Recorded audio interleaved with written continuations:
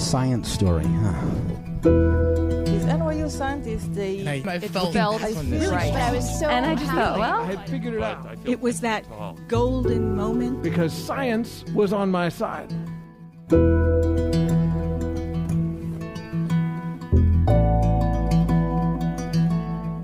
Hey everybody, welcome to the Story Collider, where we bring you true personal stories about science.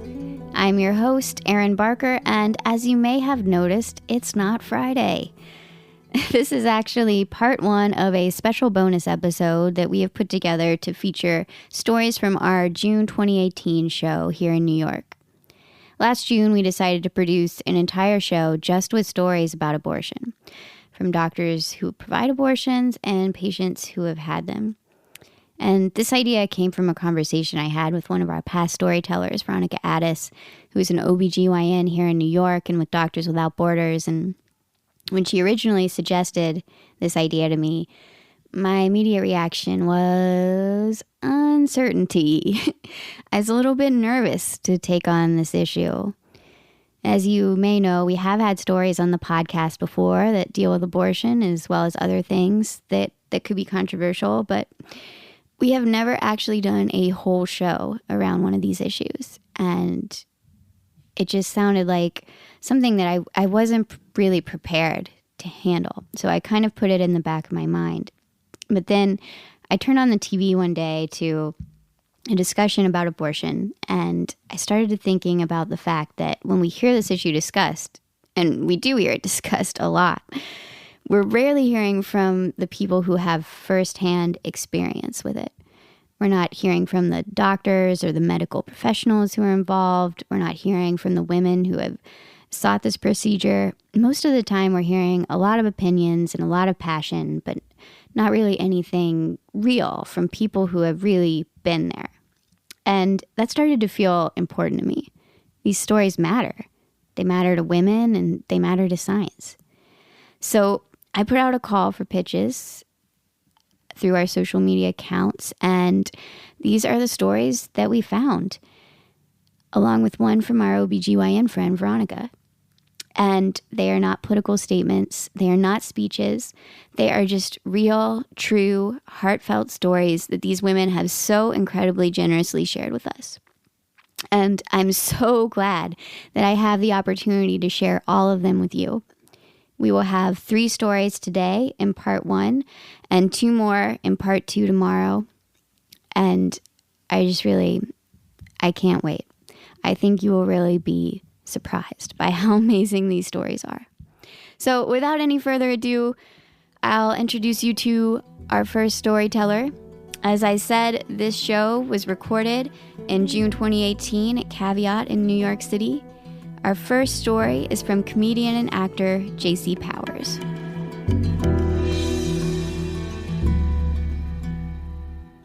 So, there was a lot going on when this whole thing happened. There was my dad's sudden death and my mom getting sick and then this unplanned pregnancy. So, it's hard to really know where the story even began. But I know where the story ends. The story ends in the happiest place in the world, the recovery room at the Planned Parenthood in Manhattan. And if you've never been there, you don't get to judge. For 20 beautiful minutes, you sit in a room with a lot of ladies and recliners, and everyone's drinking orange juice and eating cookies. Everyone just seems happy. You know, everyone seems relieved. Everyone seems like they are where they are meant to be.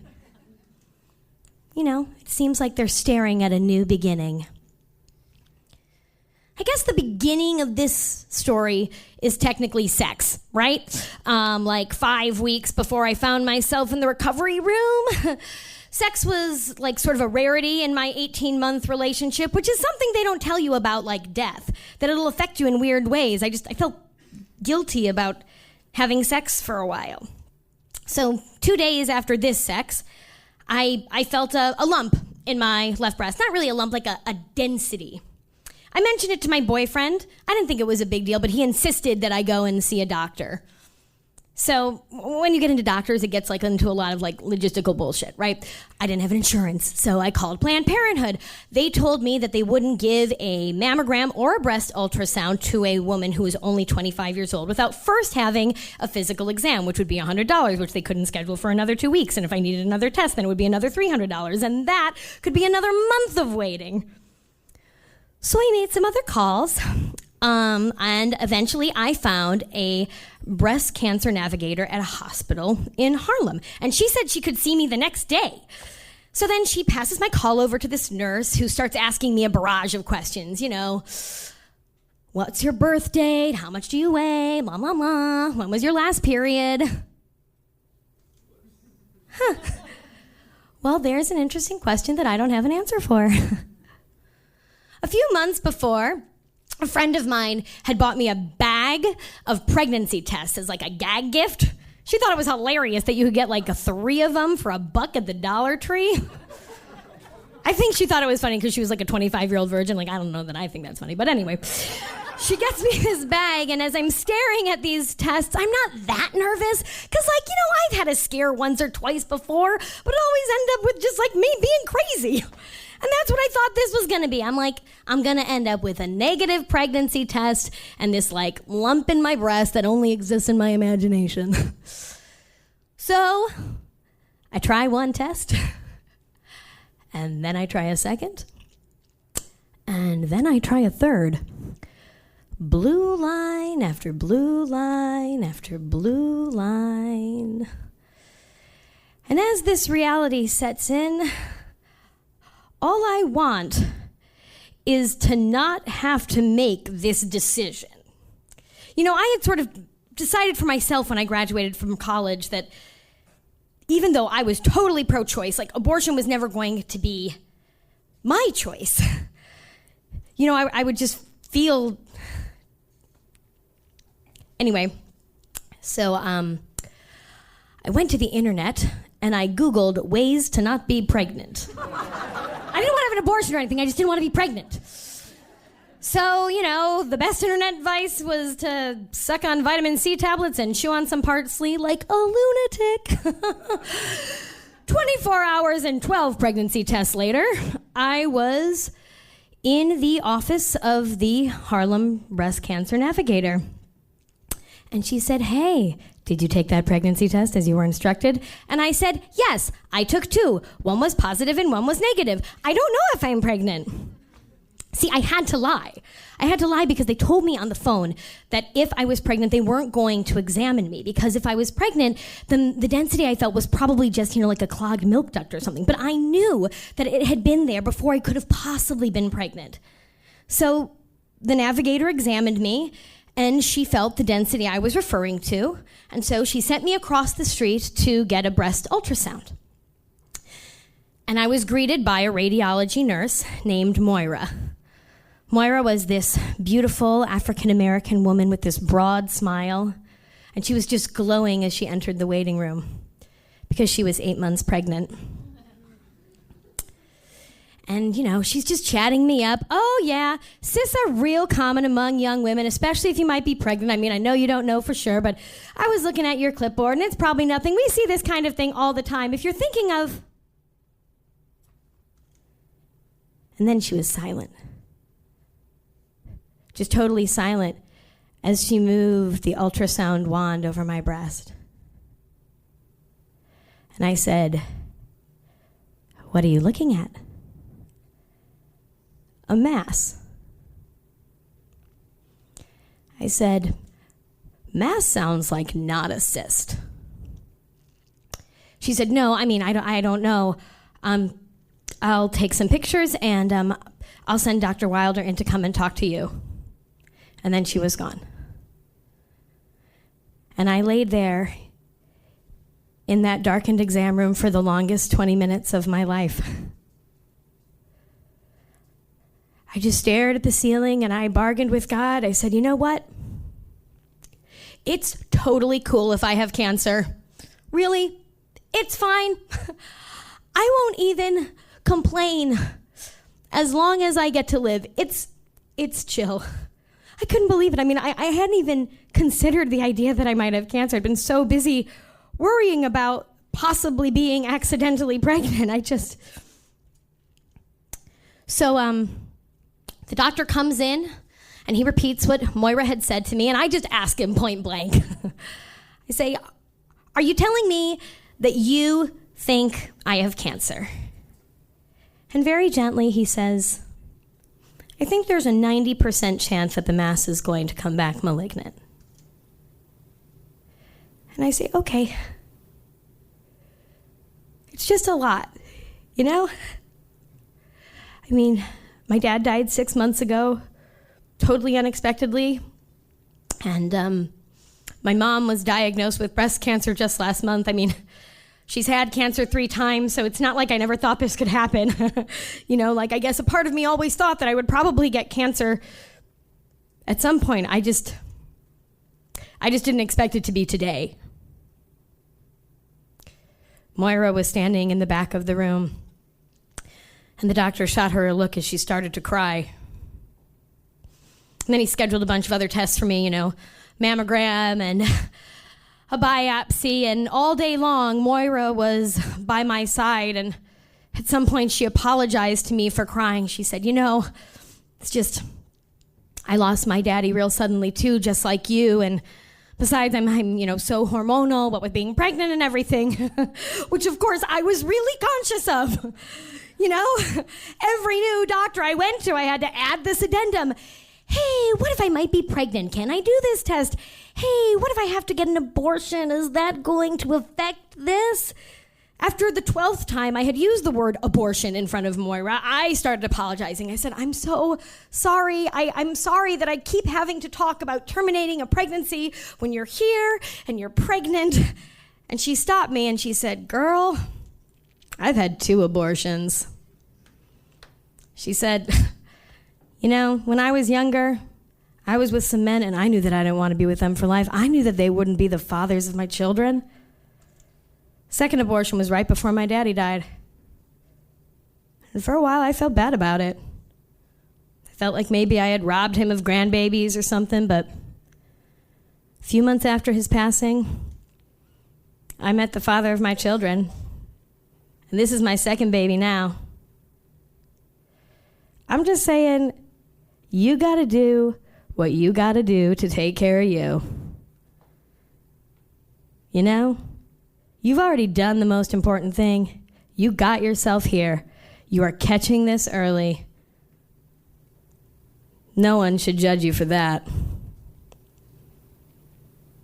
So, I took care of me. The first thing was seeing all of the doctors. I saw an oncologist and a breast surgeon and a plastic surgeon and eventually a fertility endocrinologist. If you are a person who wants to have babies at some point and has to have chemotherapy, they send you to someone to help you preserve your eggs against the damaging effects of the chemotherapy. Well, I went to Dr. Schmidt, this endocrinologist, and he didn't know what the hell to do with me. He was like, well, I've never had a patient who was already pregnant. I don't even know if I can stimulate egg growth in someone who's going to have the levels of pregnancy hormone that you will have even after the termination. Have you considered keeping the pregnancy? And I said, yes, I have. Do you think it's a good idea? And he said, honestly, no. You're young, it wasn't planned. It's obvious you can get pregnant. I mean, it's hard for me to say because it's my job to get people pregnant. That's what I do for a living, but I think we'll be able to protect your eggs, and right now you should spend all of your energy focusing on treating your cancer. Perfect. Now 2 doctors had told me that there was no real decision to be made. I mean, my oncologist the week before had told me that technically it would be possible to keep the pregnancy. It would involve me having immediate surgery for my cancer and then delaying chemotherapy and then beginning chemotherapy while I was still pregnant and then inducing an early labor. It would compromise my treatment significantly. It was obviously not ideal. She also thought that because I was only 4 weeks pregnant, that the stress of this whole situation might, cause things to resolve themselves. But here I was a week later, and a scope of my uterus showed that I was 5 weeks pregnant. I would learn that at a Planned Parenthood, when they perform these scopes, they face the screen away from you and they use terms like viable pregnancy. But in a fertility clinic like this one, they face the screen towards you and use terms like the baby has a heartbeat. So my next call was to Planned Parenthood. Even with my newly acquired Medicaid and a medically necessary abortion, there was no way to cover it. Planned Parenthood was the only way to go according to my doctors. I expected more red tape when I reached the operator, but I didn't even have to tell them that I had cancer. I told them I wanted an abortion, and they said, "Can you come in tomorrow?" Now, I want to know whose job it is to pick out the TV programming in the waiting room at the Manhattan Planned Parenthood. It must be a really hard job. Figuring out what should be on the screen as women sit there considering the complicated situation they've found themselves in. The morning I was there, the TV was playing Space Jam. Looney Tunes and jerseys are running up and down a basketball court, R. Kelly crooning in the background. I quickly identified different kinds of women in the waiting room. Like half the women were really young, teenagers, basically, embarrassed, staring at their shoes, regretting some mistake they made one night. The other half of the women were women closer to my own age, staring you down, daring you to judge them. This was not their first time at the rodeo. But I was in neither of these groups. I just floated above it. This whole thing was out of my hands.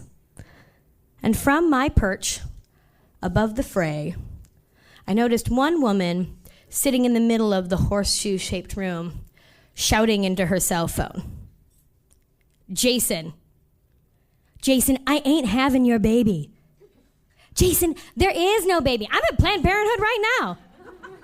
Alexia brought me here. Oh, you can come down. They're not going to let a man in here anyway, so I don't know what. Jason, I ain't having your baby. There is no baby. Jason, you strike me in the face and you want me to have your baby? I saw your ID when the cops came. You said you were 30 years old? You're 42 years old. I ain't having your baby, Jason. And I thought, thank God for Alexia. Thank God for Planned Parenthood. Otherwise, Jason's girlfriend would be having the baby of this man who lied to her and hit her. Anyway,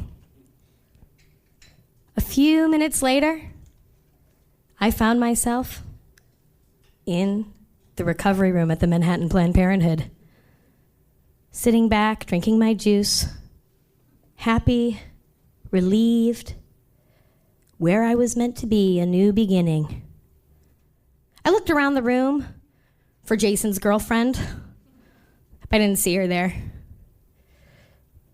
I wonder if she felt the same hazy relief that I felt, that all the women around me seemed to be feeling. I wonder how long that feeling lasted for them. Other women I know who have had abortions have feelings about it. They feel self-righteous or proud or guilt, or usually guilty that they don't feel more guilty. But I didn't feel anything because I didn't make a choice. I had to have an abortion. But so did Jason's girlfriend, right?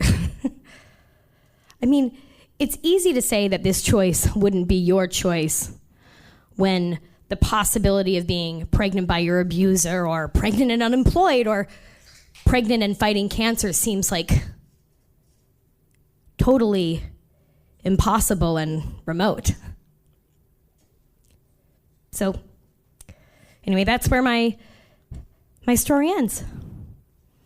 I left holding on to my recovery room glow without ever having to ask the question, do you want to have this baby? Do you want to be a mom? But the funny thing is, I know the answer to the second question. Yes. More than anything. Somewhere in a freezer in Minnesota, the eggs that I froze with Dr. Schmidt are laying in wait. They are waiting for the day that I am ready to embrace that answer. They are waiting for the day that I choose them. And knowing that makes me feel happy. It makes me feel relieved. It makes me feel that I am where I am meant to be. It feels like a new beginning.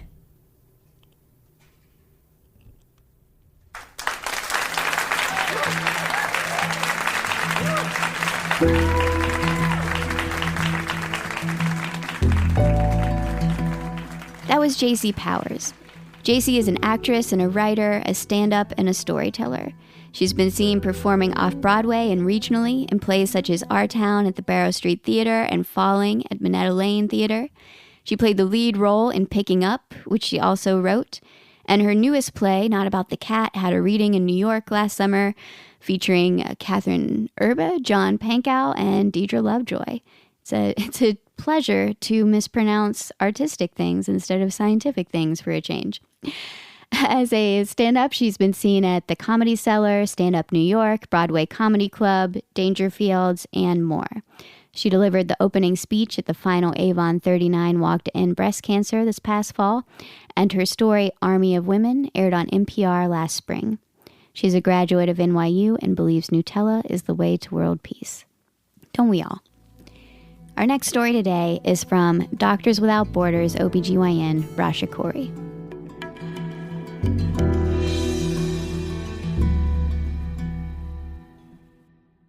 I'm very nervous, so I have to tell a joke before I tell my very serious story. So one of my favorite abortion teachers, mentors, used to like to yell at the protesters who were protesting in front of our abortion clinics, "May the fetus you save grow up to be a gay abortion provider."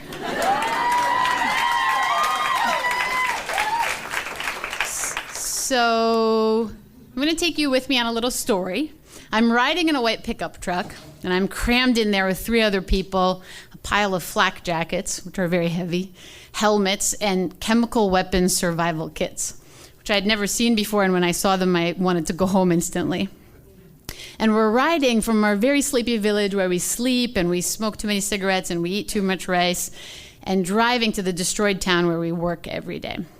And it's about a 4-hour drive every day to work for about 10 hours in the hospital with our local staff. And the route from the village to the destroyed town always made me feel homesick because we would ride in this convoy of white pickup trucks past these rolling green hills with herds of sheep and shepherds and small village houses. And then the terrain would change into like these flat fields with UN refugee camps, which are basically white and blue tents, hundreds and hundreds of tents, and then these requisite soccer fields with little kids playing. And then we'd get to the part that was probably buildings before and now was just a pile of rocks that were kind of collapsed down. And then we'd drive a little bit more and come across burned car skeletons. And this was our cue, the women's cue, to put on our headscarves for the rest of the day. And then we'd drive past building after building that was destroyed and sort of bombed in ways that I could never really decipher how exactly it happened. And we'd always wonder, did the people get out in time? And then we'd get to the checkpoints, and there was about 4 of them before we got to our hospital. And each checkpoint, we'd sort of roll up, slow down, turn off the sappy music that was playing on the radio, take off our sunglasses. Everybody would kind of tensely smile at the armed guards as they checked our papers and waved us through. And eventually we'd make it to our buffer zones around our hospital, which were filled with very smiley, unarmed guards who were MSF workers or Doctors Without Borders workers. And they would smile and wave us through. And then we'd get to this ER and hospital where we worked every day for about 10 hours with a lot of local staff, so people who lived in the community. And we'd treat everything from the totally extreme to the totally mundane. And I'm an obstetrician gynecologist. I'm sort of a nerdy activist.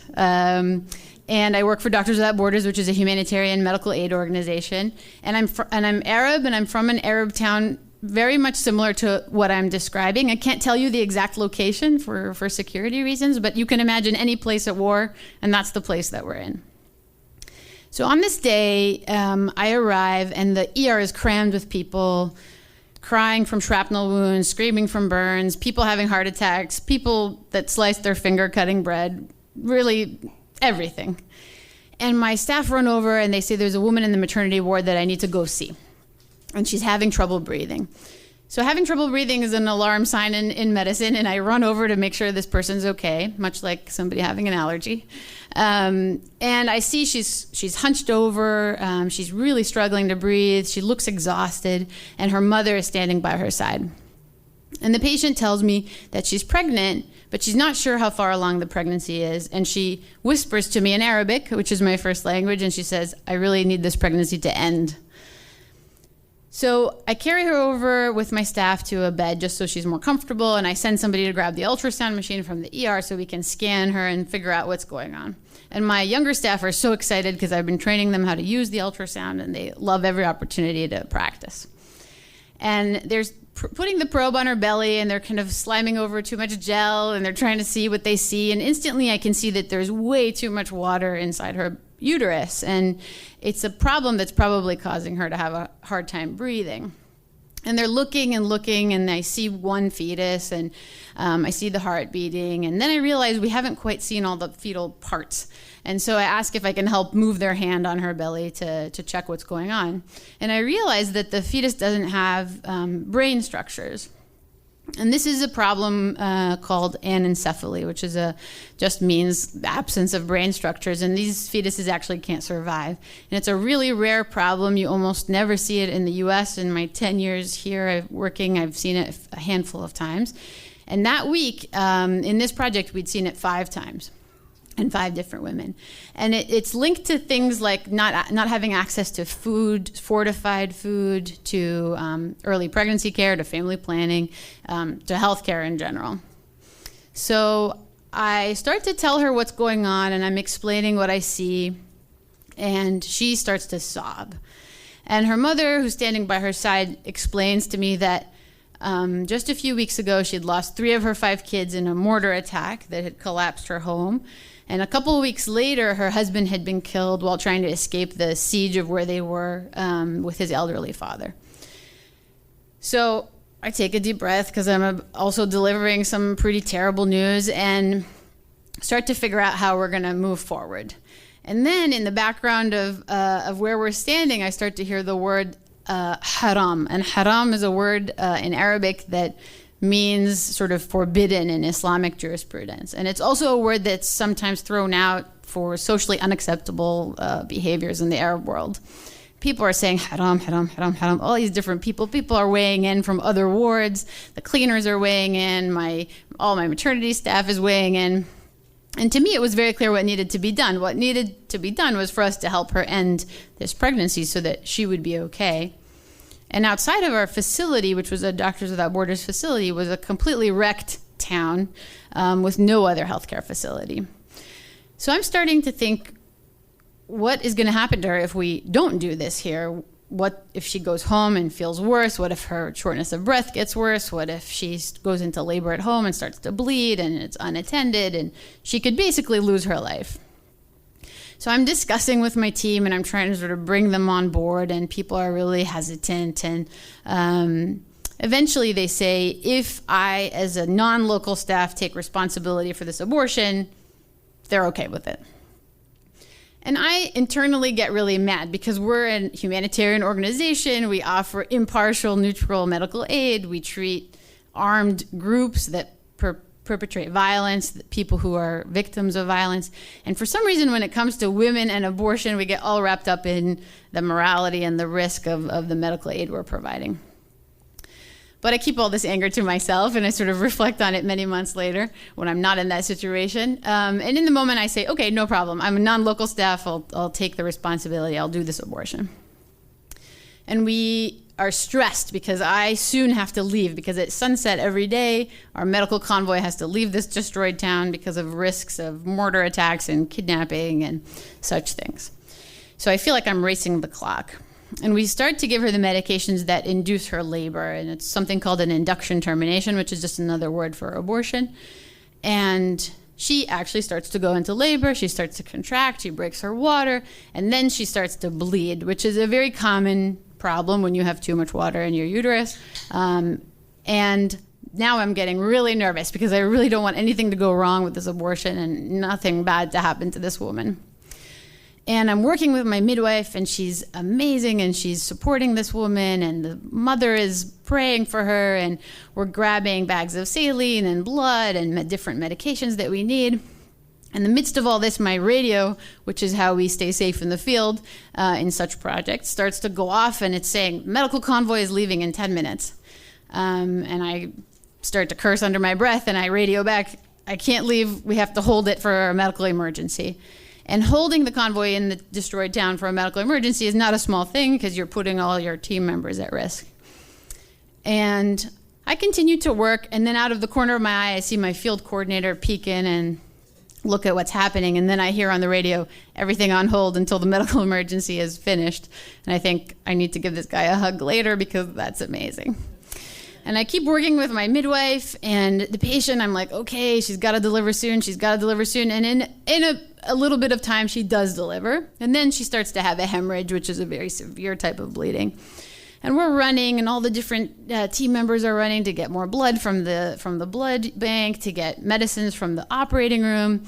We have a very fancy thing called a uterine balloon that helps keep the uterus from bleeding too much and helps it contract. And we're doing all this massage, and the mother is praying. And after about an hour of a lot of stress and a lot of sweat, the patient is okay, and her blood pressure is okay, and she smiles a little bit, and her mom is kissing the midwife's hand, and the midwife just looks so incredibly proud.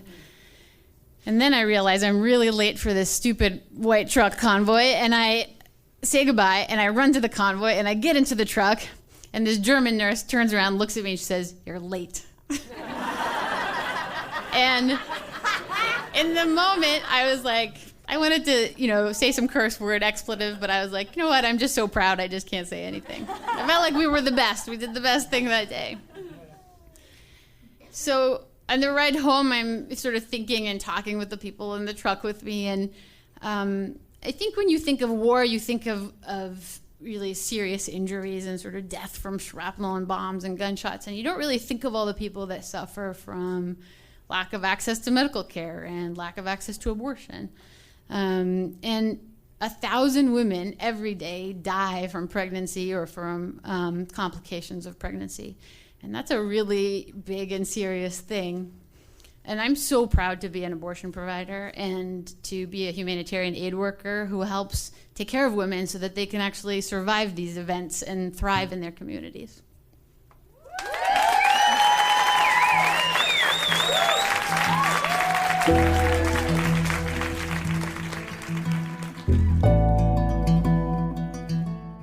That was Rasha Khoury.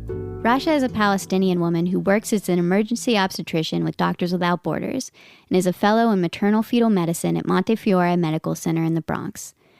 Rasha's clinical work and research centers around reducing maternal morbidity and mortality by improving access to high-quality, dignified, and safe abortion and contraceptive care, antepartum, delivery, and postpartum care among vulnerable populations. Her work as a humanitarian medical aid worker has taken her to Afghanistan, Iraq, Lebanon, and beyond. All right, we have one more story for you today. And just a reminder, we'll be releasing part 2 tomorrow with 2 more stories. But for now, our final story for part 1 of this special episode is from abortion doula and comedian Molly Gaby.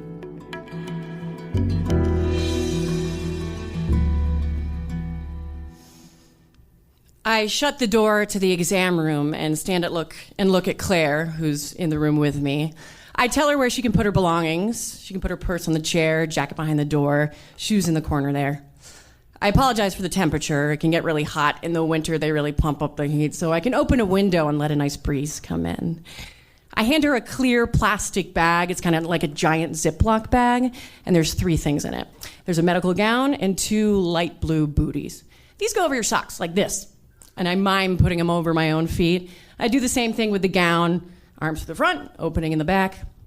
I like to give a visual as well as verbal instructions because I know for me, whenever I'm at the doctor's office, I'm never listening when they tell me what to do with the ties or the this or the that. My mind is always on the reason why I'm there at the doctor's office in the first place, you know? I'm thinking, I hope I'm not sick.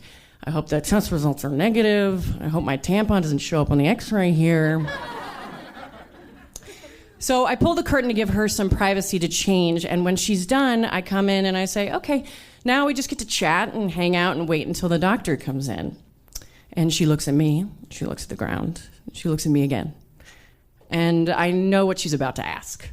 It's probably the most common question that's asked in this room. She looks at me and says, is this going to hurt?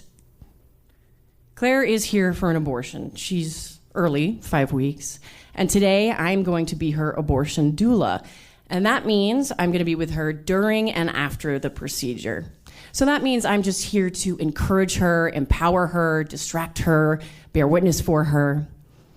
I'm not a doctor, clearly. I don't know how x-rays work.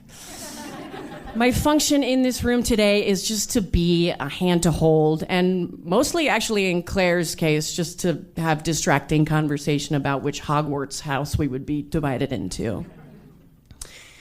So we're in the room, and we have the procedure, and I tell her what I tell everybody. I said, hang in there, you're doing great. Because that's what a doula does, right? That's it. I mean, I think the term doula is most often associated with the birthing process, but it's really at its base just a compassionate support person. You know, I think about all the times in my life when I could have used a doula, you know, like when I got a tattoo on what turned out to be the boniest part of the human body, or when I went on that first date with a guy who surprised me and brought me to his weekly 4-hour slam poetry session. Again, because I just could have used a doula to be there and be like, you got this, Molly, hang in there, it's almost over. So that's what I did for Claire that day, and she was great. And then we went into the recovery room, and I was handing her a little glass of ginger ale, and she sipped it. And then she looked at me, and she asked me another question. She said, Molly, have you ever done this? Have you ever had an abortion? And I said, no, I haven't.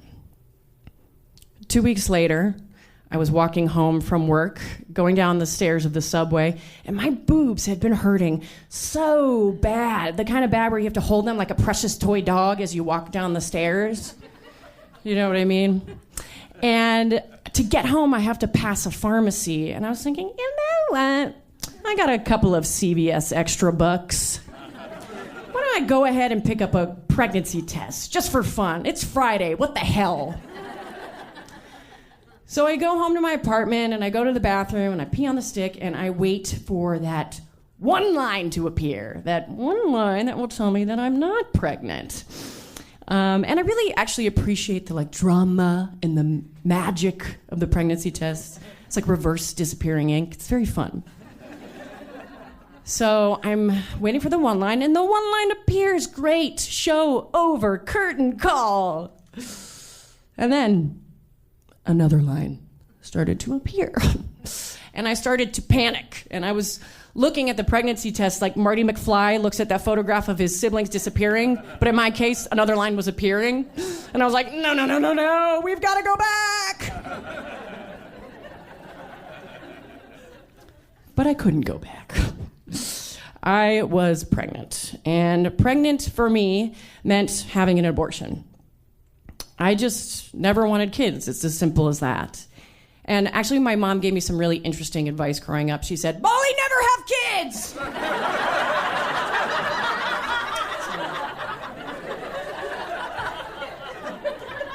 I really took that to heart.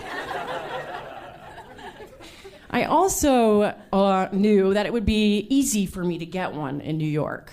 I mean, I live in New York City. I have insurance. I know exactly where to go. I mean, I'm an abortion doula, for God's sakes. I'm basically abortion Barbie with brown hair and less shoes and no car and more mustache. Okay.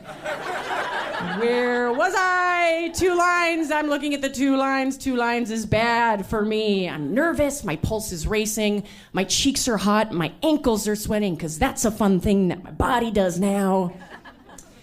And I'm thinking, even though I know every part of the procedure, I still don't know how I'm going to act when I'm there for my own procedure. And then I look at the 2 lines again and I think, oh, crap, I have a date tonight. And I'm like, I'm not going on that thing. So I briefly entertained texting this guy to cancel the text, can't make it tonight, I'm pregnant. And then seeing how long he freaks out before he realizes we've never had sex. But I don't, because I'm not a monster. Instead, I just ghost him and pretend I never was alive. If you're here, Ted, I'm sorry. It wasn't you. It was me. Poor Ted. So I made my appointment for 2 weeks later. And so I had kind of that amount of time to prepare for my role reversal from abortion doula to abortion patient. And I was nervous, but I had other things to deal with first. The first order of business was telling people, right? I mean, I had to tell people. I don't keep anything to myself, especially this. So telling people that you're pregnant and going to get an abortion is a very nerve-wracking experience because once you speak that fact out loud, it's sort of out of your hands in a way. It enters the realm of public opinion, and apparently everybody has an opinion. And in my case, it wasn't even about the fact that I was going to get an abortion, but it was how I told people, who I told, and in what order I told them. Did you guys know about this? There's an abortion notification pyramid. And what it is, you have to tell your closest friends first and in a whisper, lest a stranger over here and the whole pyramid comes toppling down. But I didn't want to do that because doing that kind of felt like it was some shameful secret I was supposed to keep, and it didn't feel like that, not to me. So on purpose, I told everyone I saw in the order that I saw them. So I think that next day it was my deli guy, my boss, my friend Jen, everybody who works at Lucky Burger, and then my deli guy again. We're very close now. I also ended up telling the person who participated in making me pregnant. At the time I found out I was pregnant, I actually hadn't spoken to him in 2 weeks because finally, after years, I had gotten the courage to leave that toxic and abusive relationship.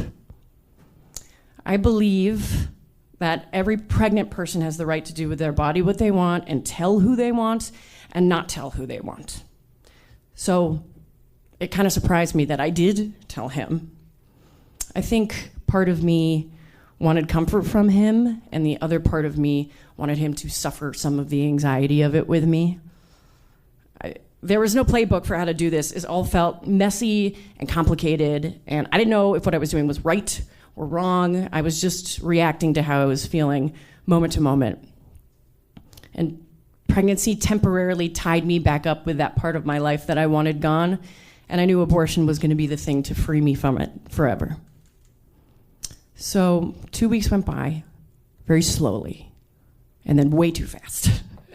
And then the morning was here, and I got up very early, earlier than I ever want to again. I'm a night person, so I guess I'm only getting up that early for flights and abortions from now on. So I get to the clinic and I take a deep breath and I walk inside.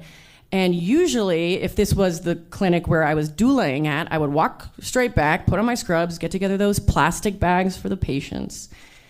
But now I found myself stopping at check-in and checking in and then waiting in the waiting room. I was just mindlessly flipping through magazines for God knows how long until they called my name. And the walk back there felt so surreal. Like I was still in the mind frame of, I'm not the patient, I'm the person in the back waiting for the patient. I was acting extremely gregarious, cracking jokes, making fun of myself.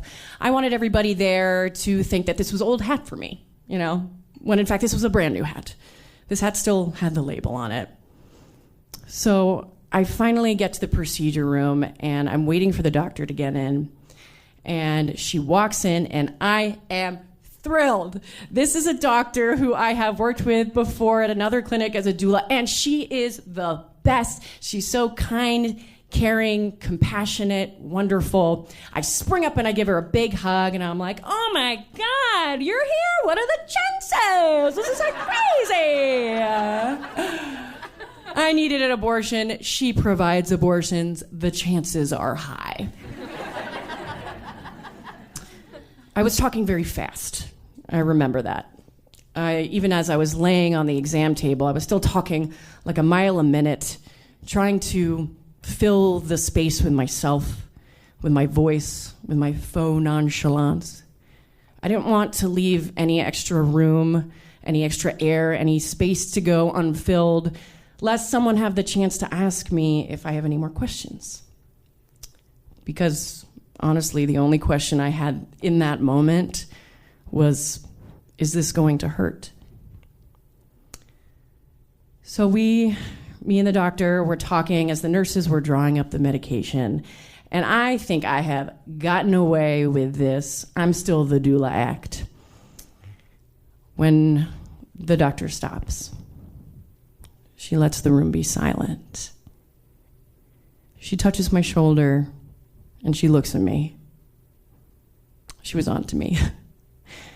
I know this because the next thing she said was, "You're gonna be fine." In that moment, in that small moment of stillness and connection, I got permission to drop the act. I let myself be cared for and supported. I fully surrendered to that moment of deep kindness, and I let myself be doulaed. I left it to the last second, right before the procedure, but in that final moment, I finally let myself be vulnerable. How human of me. Thank you.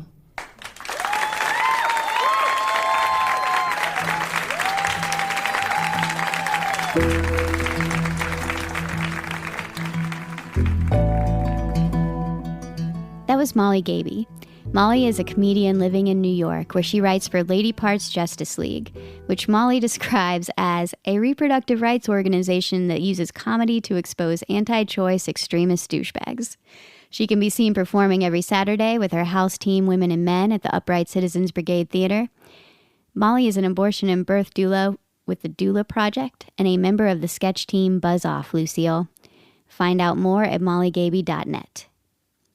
Story Collider is grateful for the support of the Tiffany & Co. Foundation and Science Sandbox, a Simons Foundation initiative dedicated to engaging everyone with the process of science. The Story Collider is directed by Liz Neely and Aaron Barker, that's me, with help from our amazing team. The stories featured in today's podcast were from a show produced by me, Aaron Barker, as well as Tracy Rowland and Paula Croxon. The podcast is produced by Zoe Saunders. The theme music is by Ghost. Special thanks to Caveat for hosting this show, and to all of the many organizations in New York who advised us, from Lady Parts Justice League to Doctors Without Borders. We appreciate all of your help so much. Thanks for listening.